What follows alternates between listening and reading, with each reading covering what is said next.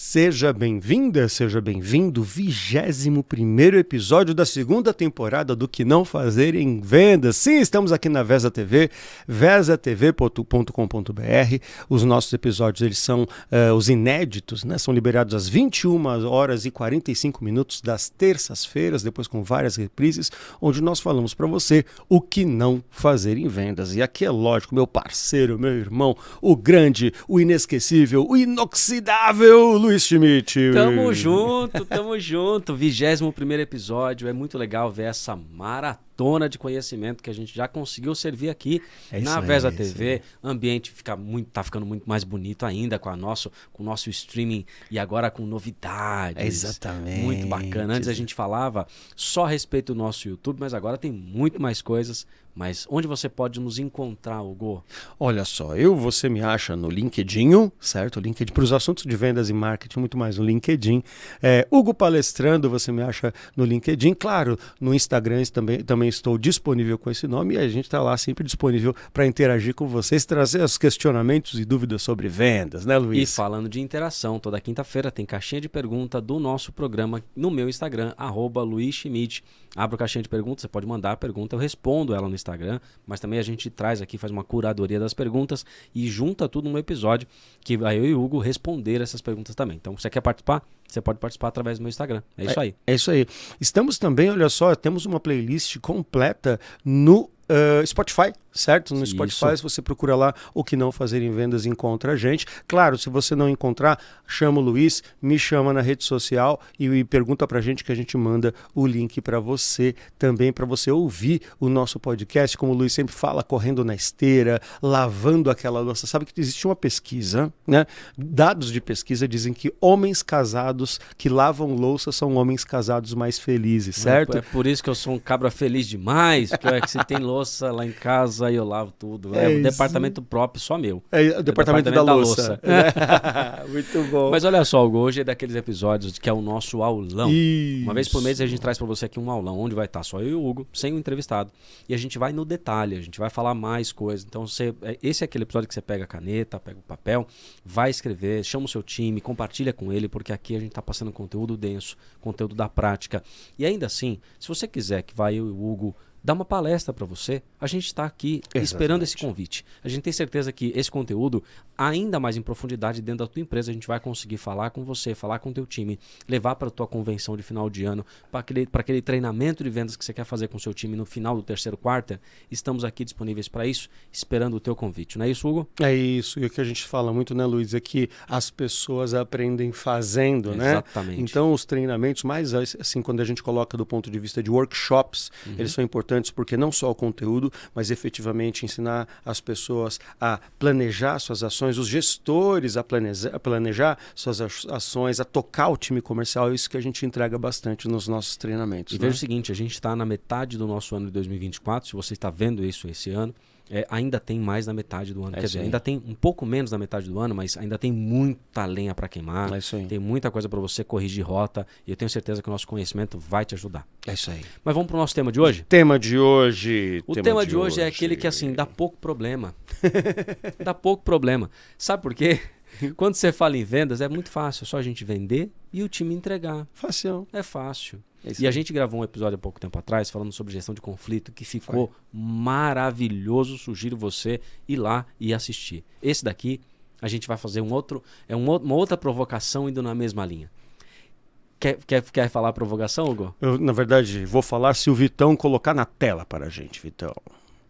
Clientes internos versus clientes externos. Qual é mais importante para você, profissional de vendas? Esse é o tema de hoje, né, Luiz? Pois é. É assim, se a gente não vendesse, essa empresa ia morrer. Ah, mas somos nós que puxamos a fila dessa empresa, Luiz. A venda aqui é o coração, exatamente, né? O coração dessa empresa. Se parar, acabou. Se existe nada acontece no mundo sem que uma venda seja feita. Pois é. E aí do outro lado vem aquele negócio, mas se a venda chegasse pra gente aqui tudo certinho, a gente não teria que ficar ligando pro cliente cobrando informações. É isso aí. Se vendas tivesse perguntado pra gente se podia oferecer do jeito que ofereceu, o cliente não tinha ficado tão chateado como ficou. Pois é, vendas fica vendendo esses negócios que não tem nada a ver, E aí a gente tem que ficar pagando o pato aqui na operação. Não perguntou para a gente do financeiro se esse cliente tinha crédito ou não, já tirou o pedido lá na frente. Agora a gente tem que falar aqui para o cliente que tem que pagar adiantado. Pronto. Vai falar alguns que isso, exemplos. Vai falar que isso nunca aconteceu no teu negócio. Acontece. Se você tem uma empresa com alguns departamentos, isso é natural que aconteça. Não que é natural do ponto de vista de que não há o que fazer, a gente vai falar algumas coisas aqui que podem interferir em como que isso está sendo tratado dentro da tua empresa. Mas é muito comum a gente ouvir isso no nosso dia a dia. Isso aí. Mas, Hugo, tem um ponto central para a gente começar esse assunto do nosso aulão. Tem um ponto central que é: de onde nasce essa questão dos departamentos? Qual é o posicionamento que eu devo ter em relação ao outro departamento? Sim. Fala um pouco dessa teoria. Tem uma teoria que eu gosto muito, Luiz, de tratar quando a gente fala disso, que é a teoria do cliente interno. Aliás, melhor antes, tem uma teoria que eu gosto muito de falar sobre isso, que é do cliente fornecedor. Boa. Independentemente se ele é interno ou externo. Então vamos estabelecer a primeira questão aqui, que é a seguinte. Cliente externo. Ok, meu cliente, meu parceiro, seja ele pessoa física ou pessoa jurídica, legal? Meu distribuidor, né? Então esse meu cliente externo, aquele para o qual meu produto, serviço ou solução vai direcionado. Cliente interno. Quem que é meu cliente interno? Área de logística é meu cliente interno. Porque se, percebe? A área financeira é meu cliente interno. Legal? E às vezes eu sou cliente da área de logística, eu sou cliente da área financeira. Suporte técnico é meu cliente interno. Certo? Área de engenharia é meu cliente interno. Marketing é meu cliente interno. Então é onde a gente estabelece a seguinte questão. A relação cliente-fornecedor, ela pode acontecer tanto com clientes externos como com clientes internos. Como é que funciona isso? Eu estou numa escola, legal? Estou numa escola, bacana. Eu sou atendente, bacana, daquela escola. E tem lá a coordenadora pedagógica. Tem hora que ela é minha cliente, porque ela precisa que eu chame um pai e uma mãe para conversar sobre um aluno. Então, ela precisa da minha atividade. Então, nesse momento, legal, ela é minha cliente, eu sou fornecedora dela. Legal? Mas eu sou cliente da coordenadora quando eu preciso acessar ela para ter alguma informação sobre uma sala, sobre alguma outra coisa. Sim. Legal que ela precisa me prestar essa informação. Ó, cliente fornecedor. Né? É uma via de mão dupla, né? Sempre. E aqui, exatamente isso. Então, quando a gente começa a entender que essa é uma via de mão dupla, a gente começa a estabelecer outras questões. Por exemplo, área de logística. Eu vendo. Legal? Mas a área de logística é que entrega o produto, o produto que eu falei nas condições que precisa, na data certa, certo? Na quantidade certa, no horário certo, muitas vezes, para o cliente que eu prometi lá na ponta. Legal? Então, veja, quando eu estou entregando informações para a área de logística, eu sou fornecedor da área de logística. Sem as minhas informações, a área de logística não consegue entregar da forma que eu combinei com o cliente, certo? Beleza? Então eu sou fornecedor. Mas eles são fornecedores meus também quando eles confirmam a entrega. Quando eles entregam do jeito que eu pedi. Quando eles entregam do jeito que o cliente precisava. Sim. Então, antes de qualquer outra coisa, gente, estabelecer essa possibilidade dessa relação cliente-fornecedor dentro da própria empresa é algo necessário. Por quê? Cliente eu atendo com o quê? Boa prestação de serviço, com boa prestação de informação, com cordialidade, com entrega de valor. Certo? É isso que a gente tem falado aqui no Que Não Fazer em Vendas, desde lá da primeira temporada. E aí a gente começa a entender, então, que não importa se o cliente é externo ou se é interno na minha empresa, eu preciso ter todo esse esmero, né, certo? Sim. Essa intencionalidade de atendê-lo bem, mesmo se ele for um cliente interno. Faz todo sentido e eu complemento com uma coisa. É importante que dentro da organização tenha muito claro os papéis de cada um. E os momentos de handoff. Onde vira você, onde vira eu. Onde vai para você, onde fica a minha responsabilidade. Excelente. Porque isso. Muitas vezes você vai na área de vendas, tem muito vendedor que ele acaba querendo resolver demais e acaba interferindo nos outros departamentos. Ele quer resolver o problema do cliente, mas ele não sabe necessariamente que o cliente está com um boleto atrasado. E ele está batendo na operação, mas o cliente não está pagando e por isso que não estão entregando. Então, tem outras questões que ele precisa se aprofundar. E é claro, o vendedor, o bom vendedor é aquele que, claro, quando a gente está falando de uma ABM, alguém que está gerenciando o seu relacionamento, o vendedor, ele cuida disso tudo, ele está dentro desse processo como um todo.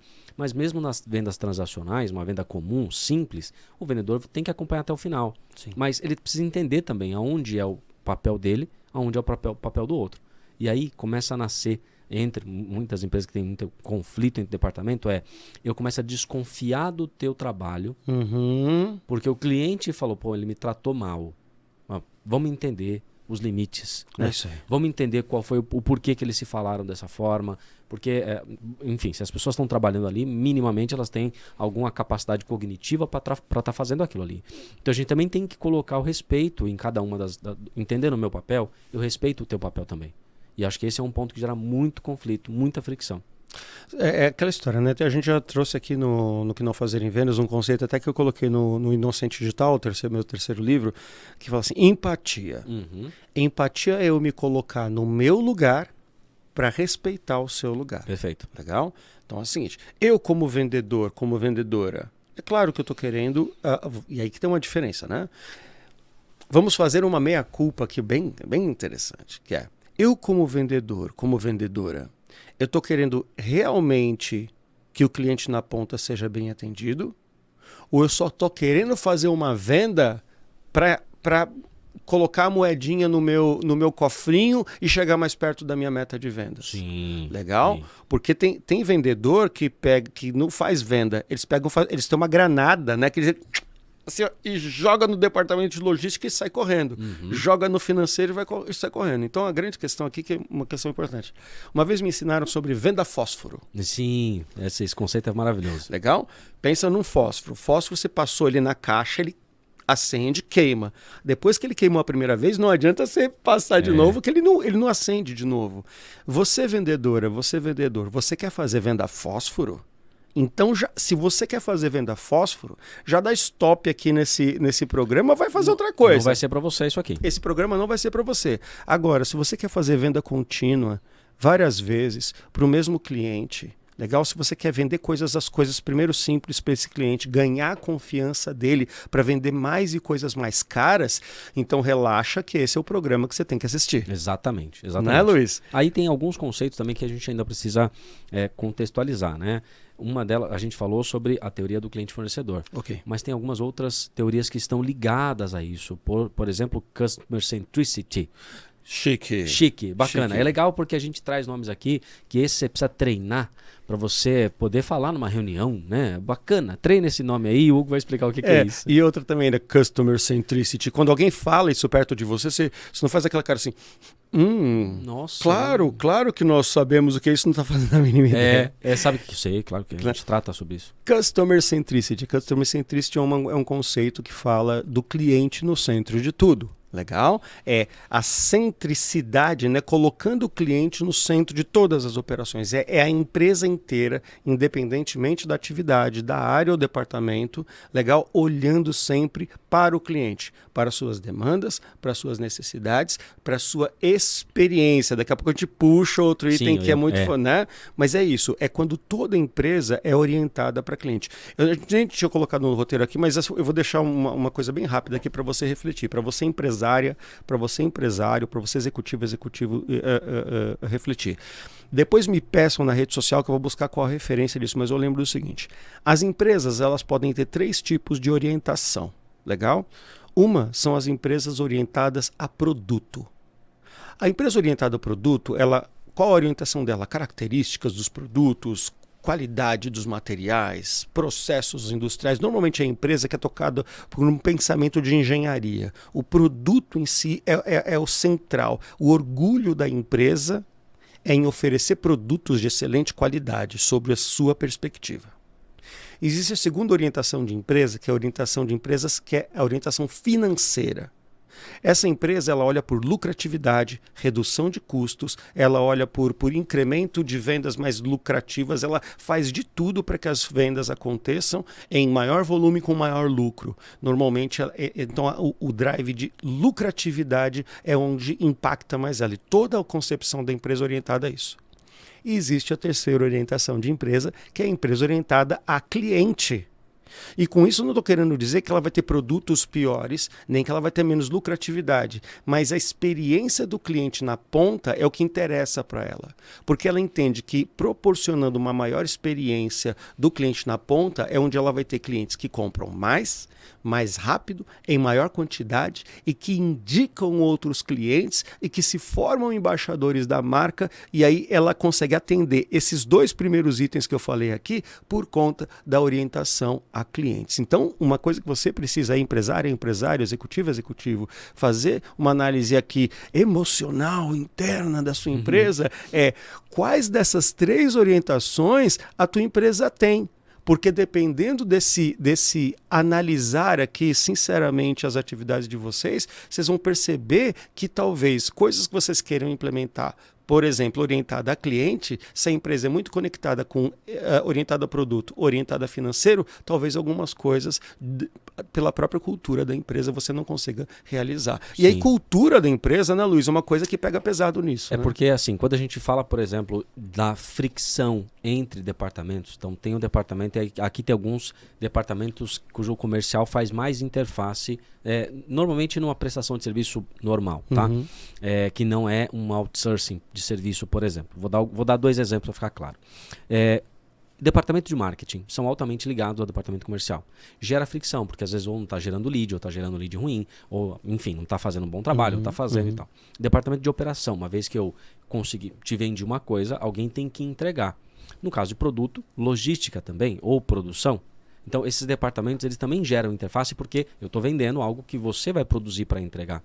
E o departamento financeiro, porque aí tem das 2 pontas, você citou muito bem. Tem hora que o departamento financeiro é um fornecedor meu, porque eu preciso fazer uma análise de crédito para saber se eu consigo fechar um pedido maior ou não. Isso. E do outro ponto, fechou. O departamento financeiro, eu viro o cliente dele, porque ele é o fornecedor meu. Então eu tenho que prestar atenção, poxa, como que a informação chegou, se chegou lá o boleto, se é um link do pagamento, essa questão toda que às vezes é delicada para um financeiro que não teve esse relacionamento com o cliente, ir lá e falar com ele.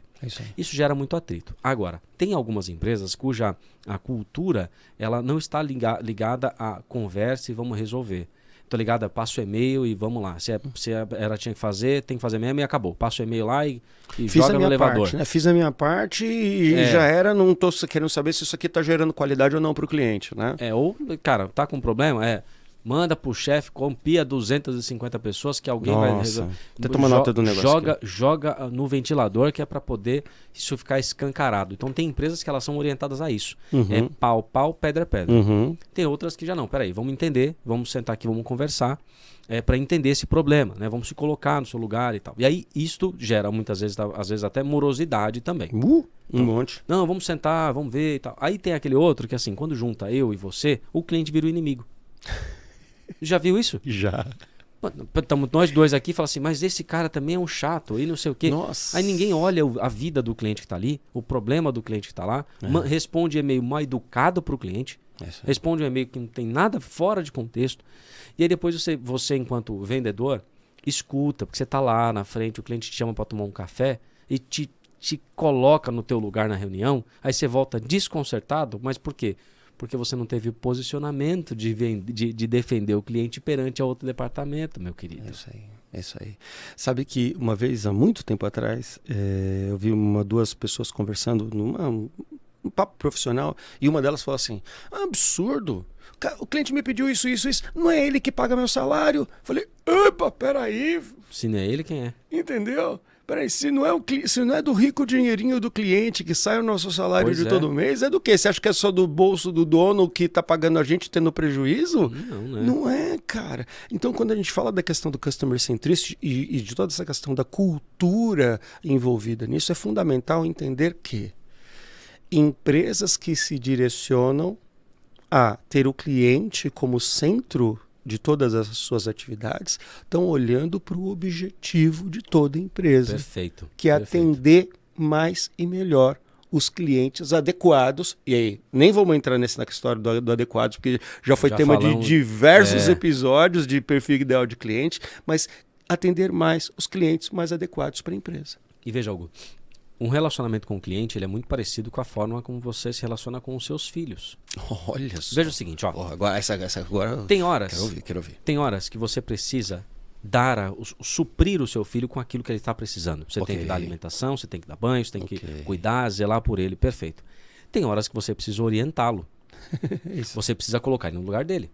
É isso aí. E isso também é cuidar do cliente. Aí você pode fazer isso nas duas pontas. Primeiro, você está chegando aqui, legal, olha, você está fazendo parte dessa família. Como é que funciona? Como é que a gente funciona? O departamento financeiro é assim, esse é o telefone, você liga a tal hora, teve problema, pode falar. Então eu estou aculturando o cliente também para quando ele chegar, ele vai fazer parte. É isso aí. Do outro ponto é orientar também um vendedor, num certo momento que ele precisar falar para o cliente, olha, isto não faz parte do nosso escopo de trabalho. Então o vendedor tem que saber. Porque muitas vezes o financeiro está lá rígido. Por quê? Porque ele é cobrado a rigidez. A pessoa do almoxarifado também é cobrada a rigidez. A pessoa do DP também é cobrado com rigidez. Chega só o comercial lá, pimpão, que vai flexibilizando para todo mundo. E aí, meu amigo, minha amiga, você acaba arrumando um monte de problema porque os outros departamentos eles têm metas inversas à sua. Olha, é aquela história, né? Não, aqui não pode dar mole para cliente, não. História, não, quem dá mole para cliente é só o departamento comercial. Opa, peraí. Aí vou falar, olha, você vai perceber que às vezes eu tô falando é com você. Você vai receber aquela ligação do cliente falando assim, você não acredita, cara. Pô, atrasaram o meu negócio e não sei o quê. Aí você fala assim, cara, não, que isso? Não, quem fez isso? Não, pelo amor de Deus, o pessoal tá de sacanagem mesmo. Eu vou fazer o seguinte, vou ligar lá então, pode ficar tranquilo. A gente vai entregar na data, pode ficar tranquilo, tá sem problema nenhum. Beleza. Tá. Aí você desliga e você vai lá, pô, o que aconteceu? Por que você atrasou e tal? Não, mas o cara já tá 40 dias com o nosso pagamento atrasado. A gente tá tentando falar com ele, ele não responde a gente. Aí o vendedor tem que voltar com o rabinho entre as pernas e falar, pô, mas eu não sabia disso, cara. Aí ele tem que ir atrás de tudo que ele falou com o cliente e voltar atrás. Por quê? Porque ele fala, poxa, mas é sério, o cara não tá pagando. Poxa, caramba, eu não sabia disso. Para você. Uma questão, não estava no nosso roteiro aqui, mas olha só, para você.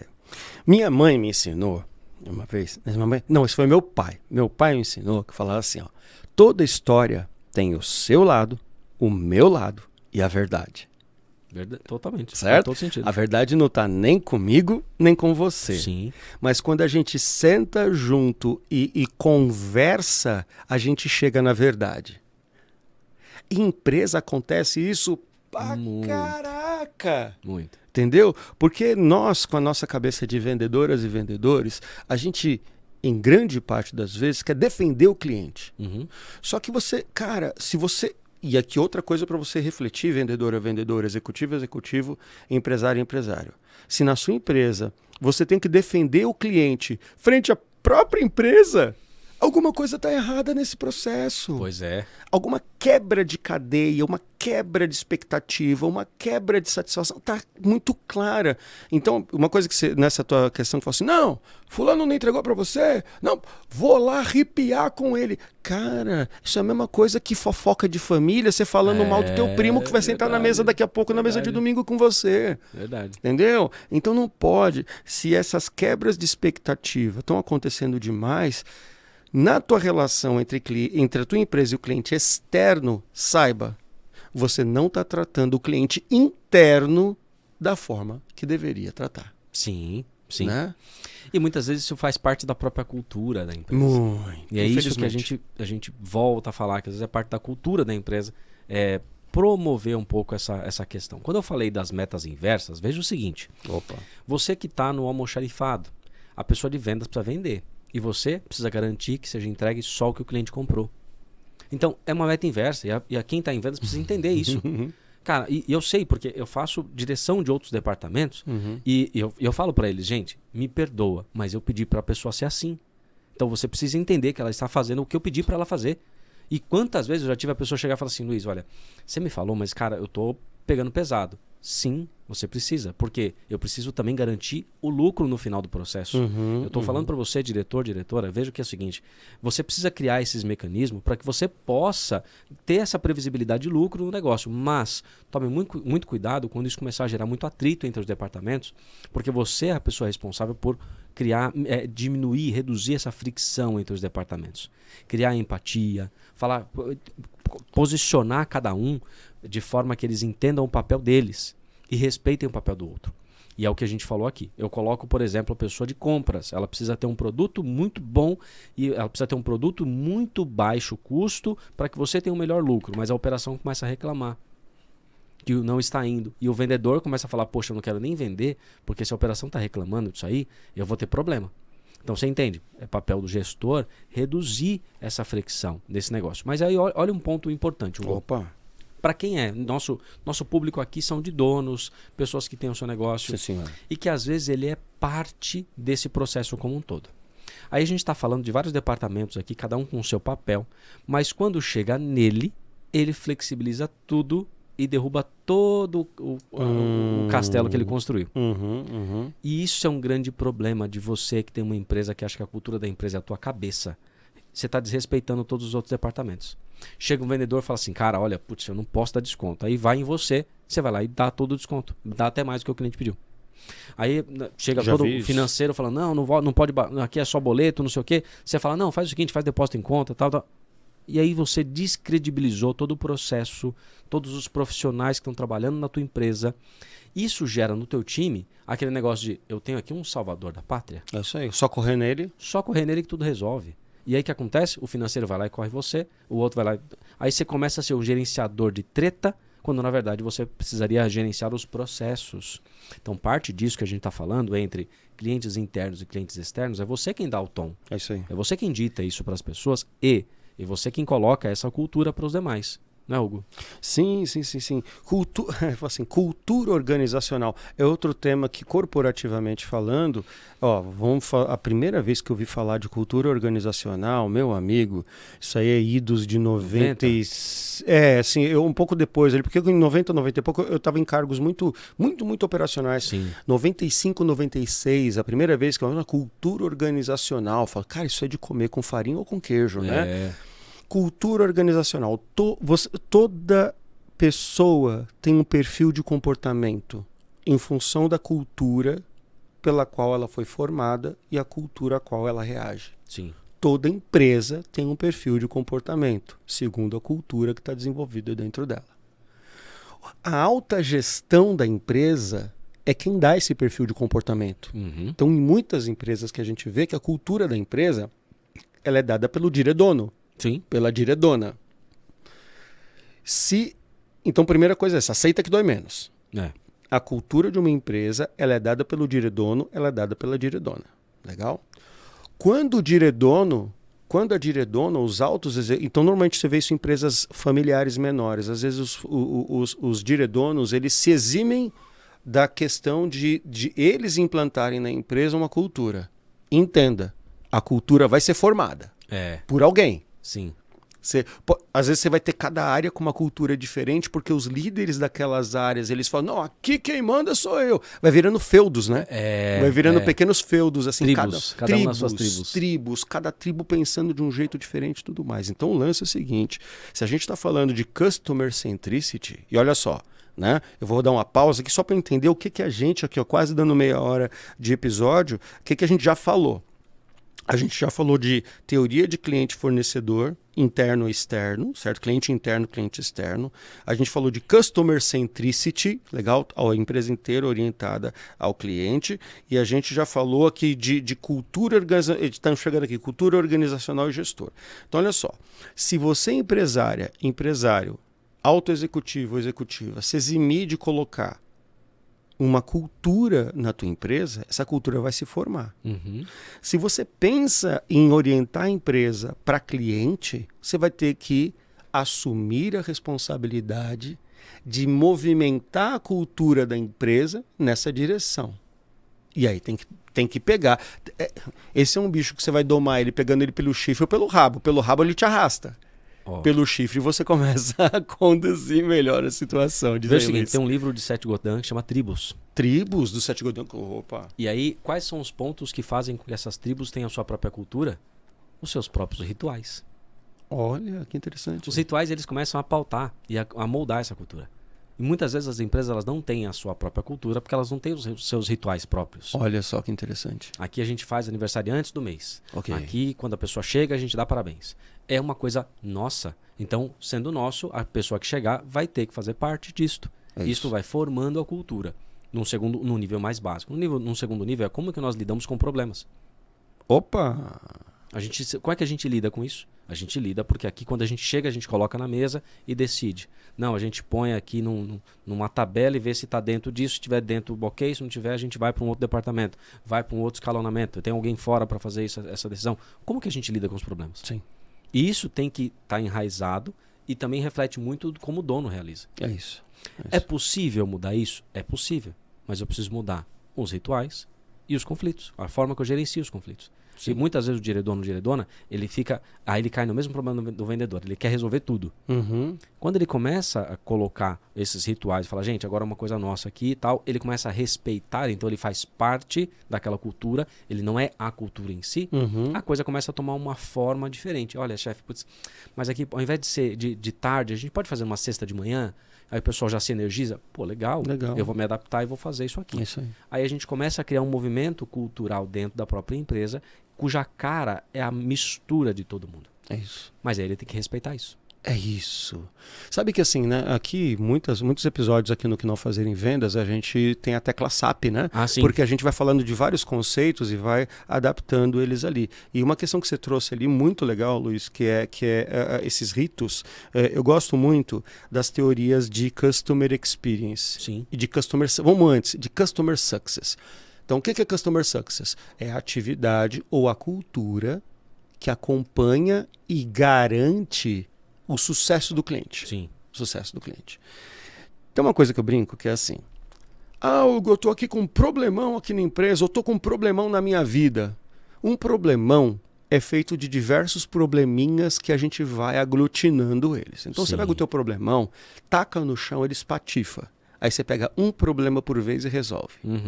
Customer Success tem uma técnica muito legal de Customer Success, de sucesso do cliente, que é o seguinte. A experiência do cliente toda, que eu quero proporcionar, que o cliente seja um cliente embaixador da minha marca, feliz, indicador de outros clientes, legal. Fazeia, cara. Separa ela em trechos, que eu chamo dos milestones. Ah, legal. Legal? Então, olha só. Onde é o primeiro lugar que você precisa proporcionar sucesso para cliente? No processo de vendas primeiro. Sim. Legal? Então, você abordou o cliente, entendeu a necessidade, legal, ofereceu, negociou e... eu falei, o Vitão falou agora há pouco que alguém batia a mão, eu falei que ninguém tinha batido a mão. Primeira vez que nós demos aqui um tapão no microfone. 21º episódio, primeira vez que eu dei um tapão no microfone. Desculpa, gente, é piada interna nossa aqui. Chegou no final do processo de vendas, o que eu faço? Faço uma pesquisa de satisfação do cliente ali. Sim. Para entender o quanto o cliente se sentiu satisfeito com o processo de vendas. Se tem alguma coisa errada, eu já resolvo aqui. Sim. Depois você tem outra fase, que é onboarding, principalmente para você que vende serviço e projeto. Lembra que o Luiz falou de hands-off aqui, né? Que é quando o departamento de vendas ele entrega solenemente o processo para o próximo departamento. Vamos chamar isso de onboard, quando o cliente está entrando para dentro da empresa. É mais fácil quando a gente faz venda de serviços e projetos do que em outros lugares. Sim. Mas o cliente, cliente, muito bem, você comprou isso, comprou aquilo, dessa forma, nós vamos te entregar esse serviço, esse produto dessa forma, assim, assado.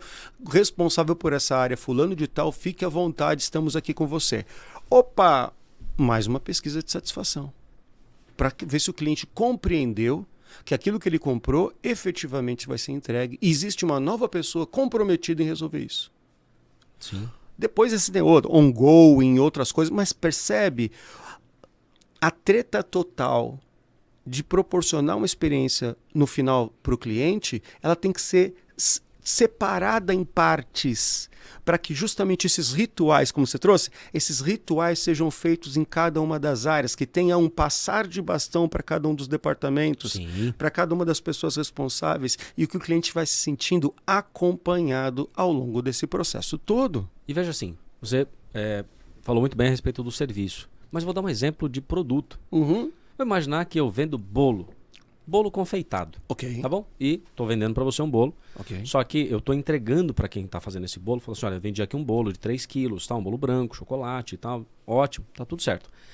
Como que a gente vai confeitar ele? Qual que é o desenho? Então, o desenho, ela precisa saber que ela vai entregar um Pluto ou um Pateta. Os dois são cachorro, cara. Qual que é a diferença? Né? Um vai ter roupa, outro não. Um vai estar de pé, outro não. Um fala, outro não fala. Como é que ela desenha isso? Então eu preciso saber que você compra o meu produto, você comprou um bolo do Pateta confeitado. Senão você vai receber um bolo do Pluto. O cliente vai ficar feliz? Não. Ele não vai ficar feliz. O bolo vai estar uma delícia. Pô, mas é um bolo. É bolo. Tá 3 quilos, tá recheado. 3 quilos recheado, de cachorro. Tá tudo certo, cara. Não tá certo. O teu cliente tem uma coisa no final, que é uma expectativa que gerou no processo que você não entregou. Como que isso resolve? É o handoff. É isso aí. Estou entregando, eu preciso passar para você, da produção, todas as informações e o máximo dessa expectativa carregada em texto ou em alguma coisa para o teu cliente. É isso aí. Porque senão, como é que a produção vai entender isso? Aí, imagina o seguinte, a pessoa recebeu, a confeiteira ou o confeiteiro recebeu toda aquela informação e você colocou um descritivo. Olha, é o aniversário do Hugo, ele está fazendo 18 anos, ele adora, ele ama o Pluto e ele gosta muito de tocar guitarra. Passei todo um briefing ali. E aí eu, confeiteiro, tive uma inspiração e eu vou fazer o Pluto tocando guitarra. Aí eu vou surpreender o Hugo, porque ele vai receber um bolo do Pluto, 3 quilos recheado, mas está tocando guitarra, cara. Olha que legal. Eu passei tudo isso, mas como que eu passo isso? Por informação. Não tem como você fazer isso numa outra empresa que não seja através da informação. Então, o cuidado do cliente está na sensibilidade da captação, da chegada, até você entregar para outra pessoa, tentando o máximo expor aquilo que você captou na sua entrada. Isso que é o que a gente está falando de um bom handoff. É a mesma coisa. Chegou lá, o financeiro chegou e falou, Hugo, ficou R$890 esse bolo. Eu falei, meu Deus, caramba, eu não sabia que era tão caro esse bolo. Nossa, na venda eu não falei que era tão caro. Ele também vai ter uma experiência ruim. E é isso que você está falando, Hugo. Passo a passo tem que ser pensado. Quem sabe não chega no financeiro, a pessoa do financeiro, Hugo, legal, gostou do bolo. O bolo saiu como você pensava, saiu como você pensava, perfeito, olha só, condição de pagamento para a gente aqui está facilitada, foi o que te falaram, foi. Então, seguiu o processo, acabou. Aí você tem uma experiência muito melhor. E aí eu te pergunto, meu amigo Luiz, quem na empresa, na organização, precisa ser os primeiros habilitados, com vontade, incentivados para proporcionar esses rituais de comunicação, essa transferência de responsabilidade e de oportunidade de atender o cliente ao longo de toda essa cadeia, essa jornada de consumo? São os colaboradores e quem está operando? Ou a primeira responsabilidade está nos gestores da empresa, Luiz? O que você acha? Ritual é responsabilidade do gestor. Boa! É ele quem tem essa responsabilidade. Ritual é responsabilidade dele. É ele quem tem que dar a pauta, é ele quem tem que cobrar. Muitas vezes você tem um outro linguajar, né? Que você fala, é aqui que a gente toca o bumbo, lembra? É o tocar do nosso bumbo que move a boiada. Mas é isso que a gente está falando aqui. O gestor que é responsável por promover, por incentivar, por criar a sua cultura e principalmente por defendê-la. Veja o seguinte, um dos pontos fundamentais quando a gente fala, e boa parte do que a gente está falando aqui, é sobre clima. Então, quando a gente fala sobre o clima de um departamento, o clima de uma empresa, ele precisa ser defendido. Chega uma pessoa nova, sai uma pessoa, tem humores diferentes e tudo mais, tem conflito, a responsabilidade do gestor falar, opa, peraí, rapaziada, vamos bater aqui uma conversa e vamos entender. O clima é primordial. É isso aí. Se o clima organizacional é algo que interfere muito na produtividade, então a responsabilidade dele, do gestor, é fazer isso. Como que ele faz isso? Ele é o responsável por diminuir os atritos entre os departamentos. Afinal de contas, você é o que está entre os departamentos.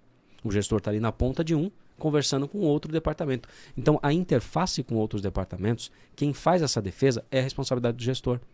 É ele quem tem que sentar quando tem duas pessoas brigando ali, é ele quem tem que fazer o papel de Minerva, que tem que olhar e falar, peraí, vamos entender, vamos colocar no papel do cliente, vamos trazer uma outra visão.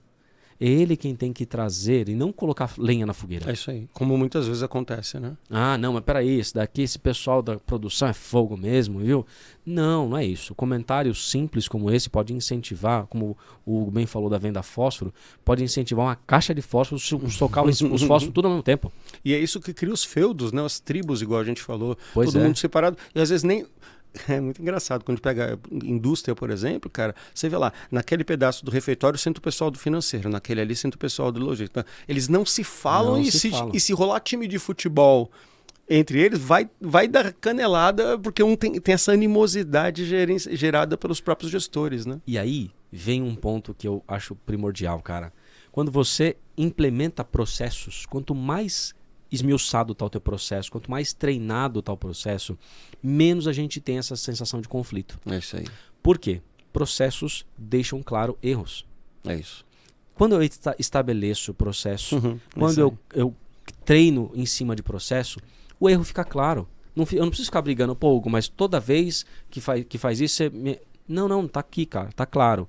Olha, em 30 vezes que nós fizemos entrega, nós erramos 28. Tá ruim. É isso aí. E tá simples. Por quê? O processo tá deixando claro.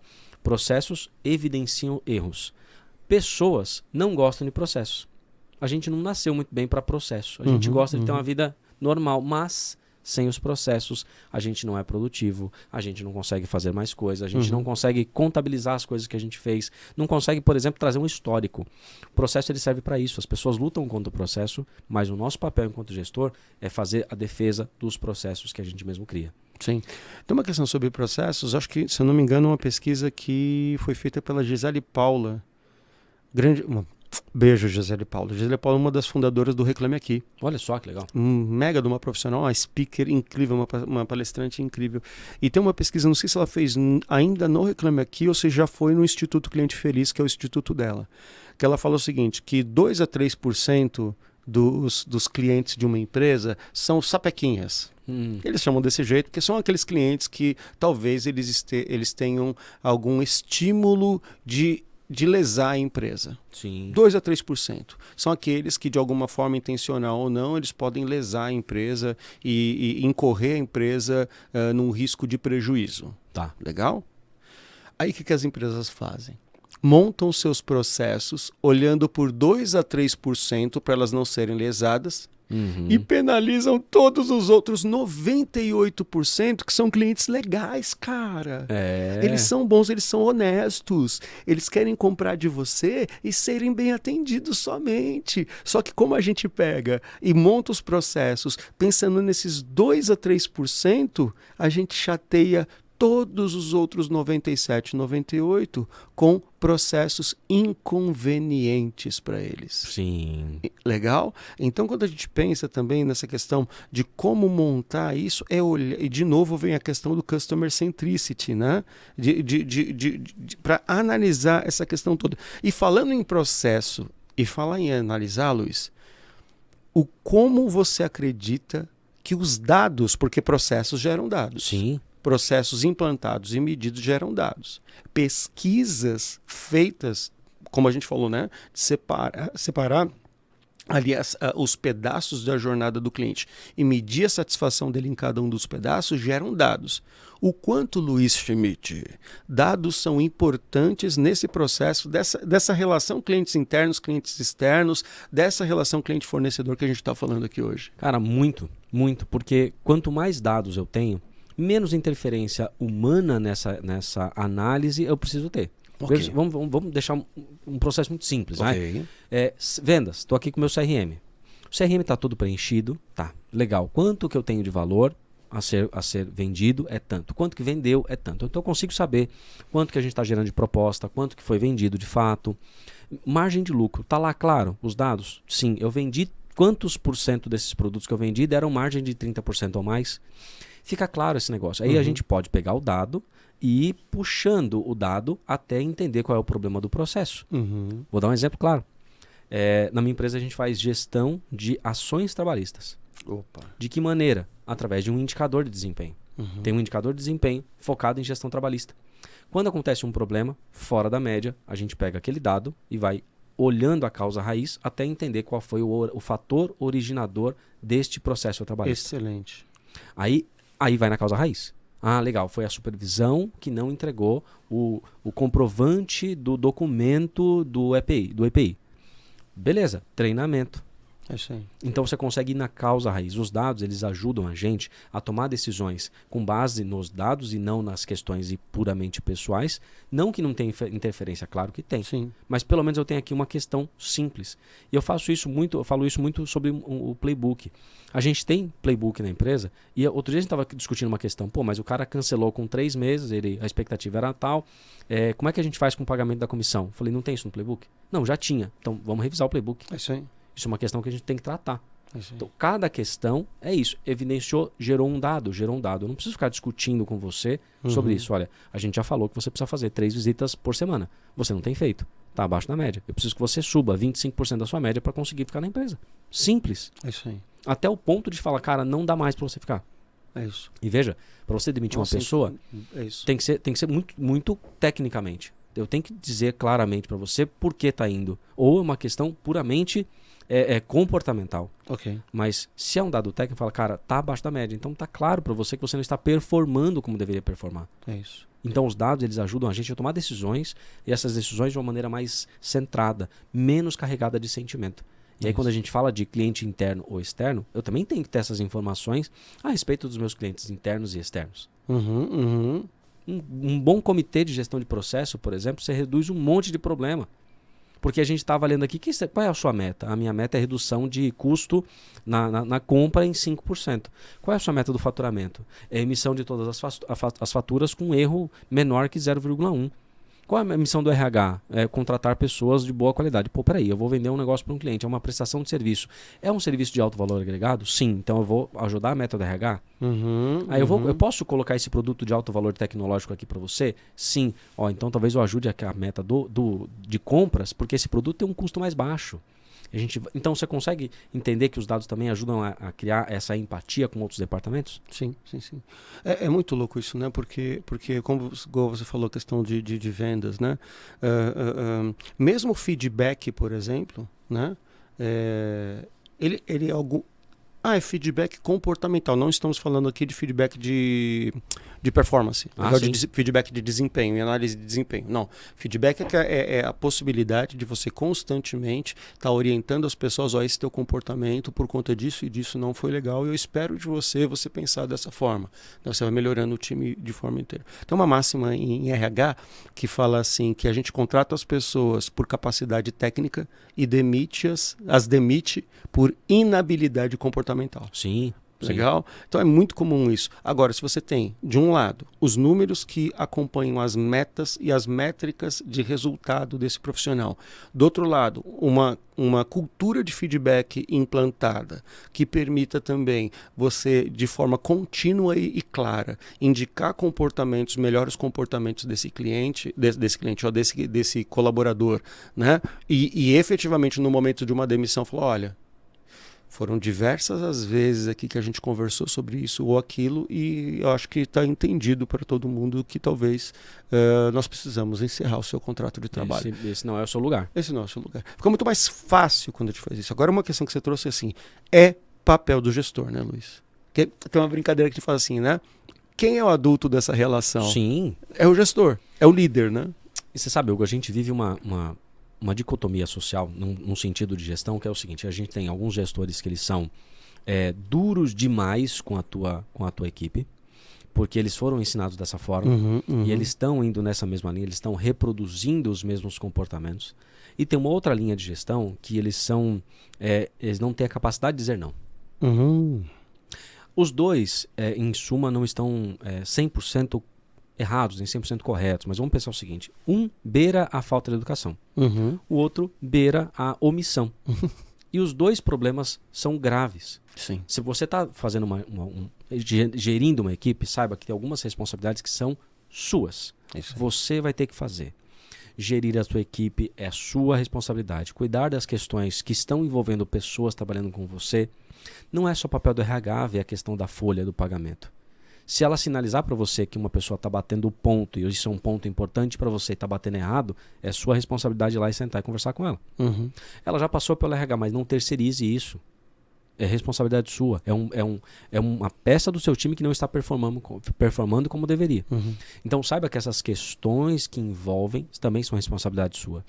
Mas o que extrapola o departamento também é responsabilidade sua, gestor. Está além do seu departamento. A pessoa não tem alçada. Você pega o pessoal ali, a pessoa de vendas, pede para ela discutir diretamente com o faturamento. Senta lá frente ao faturamento. Ela não vai saber as questões que estão envolvidas lá. Ela vai ser colocada uma pressão muito maior do que o papel próprio dela. Então, o papel do gestor é isso. O papel do gestor também é você direcionar o seu time. Quando a gente falou dos rituais, é assim, cara, aqui a gente tem reunião, a gente tem daily, a gente tem weekly, a gente tem reunião de PDI. Isso tudo é responsabilidade do gestor. Mas, cara, não está encaixando a minha agenda. É isso. É isso. Teu trabalho é esse. Pronto. Se vira. Mas você é gestor e gestora e você precisa aprender a ter uma resiliência maior. E veja o seguinte, quando você é gestor também você tem que controlar a sua energia, cara. Opa. Você chegou lá no 8 horas da manhã, quinta-feira. Você chegou meia bomba.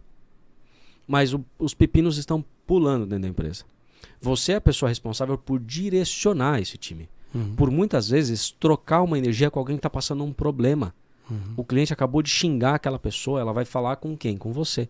Se você não tem o papel de acomodar o teu time, de orientar o seu time, de abraçar quando tiver que abraçar, de chamar atenção quando tiver que chamar atenção, cara, você não está fazendo o papel de gestor. Você está puramente gerindo dados, mas você não está gerindo gente. E eu falo uma coisa, ontem mesmo falei para uma das meninas que trabalha comigo, meu pai me ensinou isso e ele me ensina até hoje, você precisa ser sensível às pessoas. E eu, no começo, não era. Ele falava, cara, você vai aprender a ser sensível a essas pessoas, a entender, a sentir o que elas estão sentindo. Hoje, ontem mesmo eu estava perguntando para uma das meninas que trabalha comigo, eu olhei e falei assim, tá tudo bem? Ela, tá tudo bem. Eu falei assim, que bom, seu brilho no olho já melhorou. Olha só. Aí ela falou assim, mas caramba, você percebe sempre. Eu falei, é prática. É prática. Ela falou assim, ninguém aqui percebe. Eu falei assim, eu sei o dia que você tá de TPM, eu sei o que aconteceu. Que legal. Um dia eu cheguei e falei, o que aconteceu? Aí ela falou assim, nada. Eu falei, nada não, senta aqui, que foi? Aí lá, e briguei com o namorado, tal, não sei o quê. Eu falei, relaxa, é o primeiro da sua vida, vai estar tudo certo, você vai ficar bem, volta a trabalhar, tal, precisa de alguma coisa. Aí ontem ela já tava com um brilho no olho. Eu falei, olha aí. Aí eu falei, você acha que eu cumprimento as pessoas de bobeira? Aí, boa. Eu quero sentir o que essa galera tá sentindo, eu quero perguntar pra ela, eu quero olhar no olhinho dela. Por quê? Porque se ela sair daqui mal, ela vai falar com o meu cliente de um jeito diferente. É isso aí. E outro dia cara, voltou de feriado, olha só. Vamos rapidinho, voltou de feriado. Não, tá. Voltou de feriado, eu falei pra um dos meninos, eu ouvi ele falando da ligação. Terminou a ligação, eu falei, cheguei. O que foi? O que aconteceu no feriado? Aí ele, não, nada, foi bom. Eu falei assim, você tá muito atribulado, cara. Você tá respondendo um cliente de um jeito diferente. Você respondeu com português errado pro cliente. Aí ele falou assim, putz, aqui eu queria trabalhar segunda-feira, mas, cara, tava tudo fechado aqui. Eu falei, não, era feriado, a gente não tava trabalhando. Por que você foi trabalhar? Aí, mas é que eu queria adiantar as coisas. Eu falei, você tá vendo que você tá ansioso agora e por conta disso você tá falando errado com o cliente? Falei, cara, respira, começa a sua semana bem, que senão você vai ter problema. Aí ele, puxa, é verdade. Ele falou, eu nem sabia que você tava aqui. Eu falei, pois eu ouvi tudo que você tava falando. Eu prestei atenção. Então, assim, proximidade, gestão é proximidade, cara. É você estar próximo do seu time, é entender os problemas que eles têm, é saber, é estar próximo, é ter o papel de confiança. Não adianta você estar próximo que nem capataz, só cheirando o negócio da pessoa. Não é isso, não. É você ter proximidade ao ponto dela contar coisas pra você e confidenciar a vida pra você. Se você não tá tendo essa abertura com o teu time, cara, tem alguma coisa errada com a tua comunicação. É isso aí. Eles não estão confiando em você como eles confiariam com um vô, um pai, um tio, sabe? Sem paternalismo.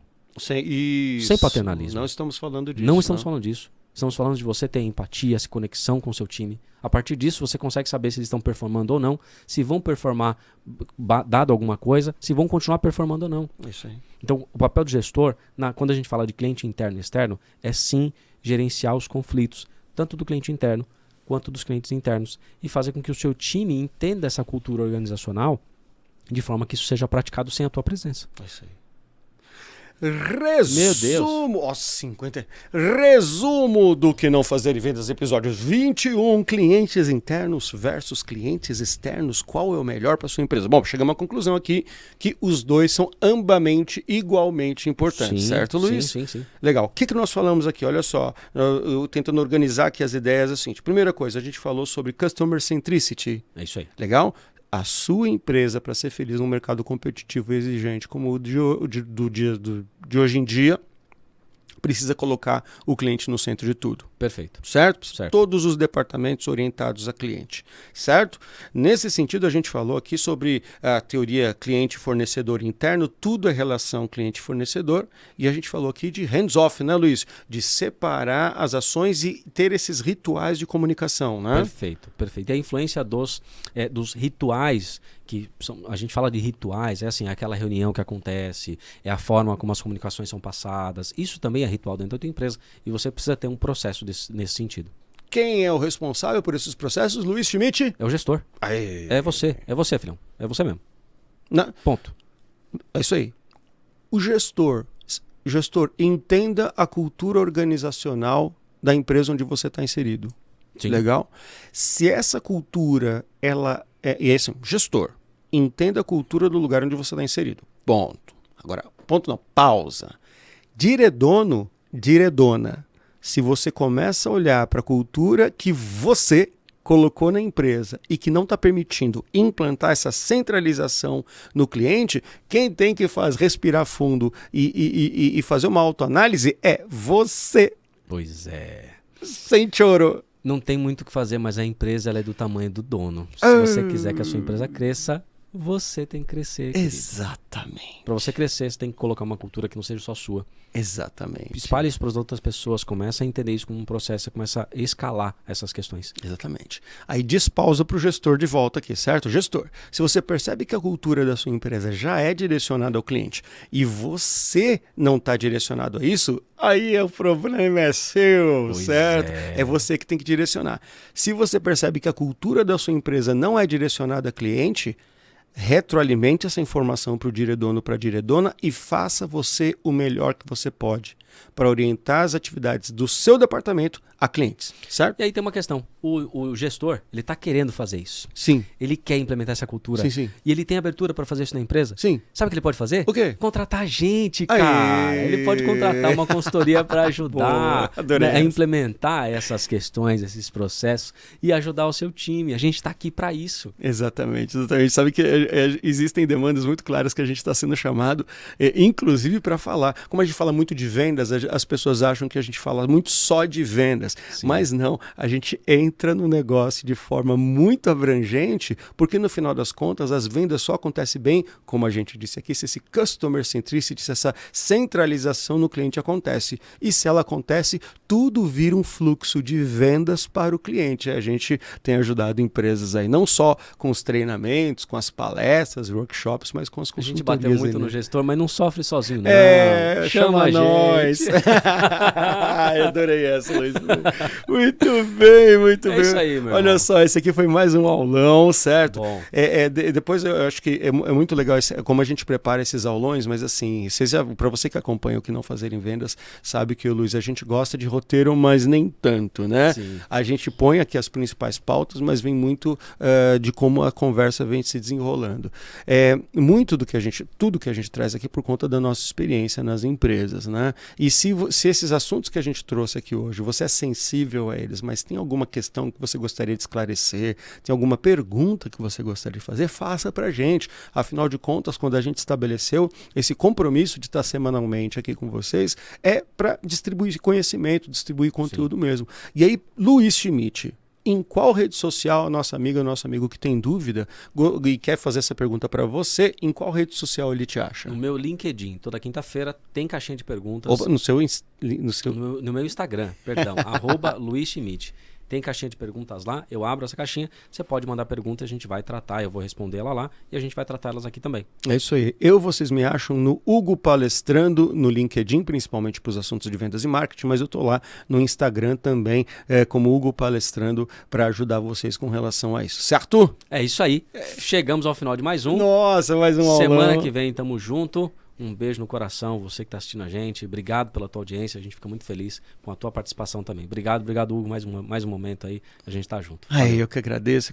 E até a próxima semana, onde a terça-feira, às 21h45, haverá mais um episódio do Que Não Fazer em Vendas. E é claro, olha aí no vesatv.com.br, mudanças e novidades muito legais, onde você vai continuar encontrando não só os episódios ao vivo, os episódios inéditos, quanto também a primeira temporada inteira e os primeiros 20 episódios do Que Não Fazer em Vendas. Afinal de contas, estamos terminando aqui o 21º episódio dessa série, certo? É isso aí. Um abraço. Abraço, Até semana que gente. vem. Fiquem Tchau, com tchau. Deus. Tchau, tchau.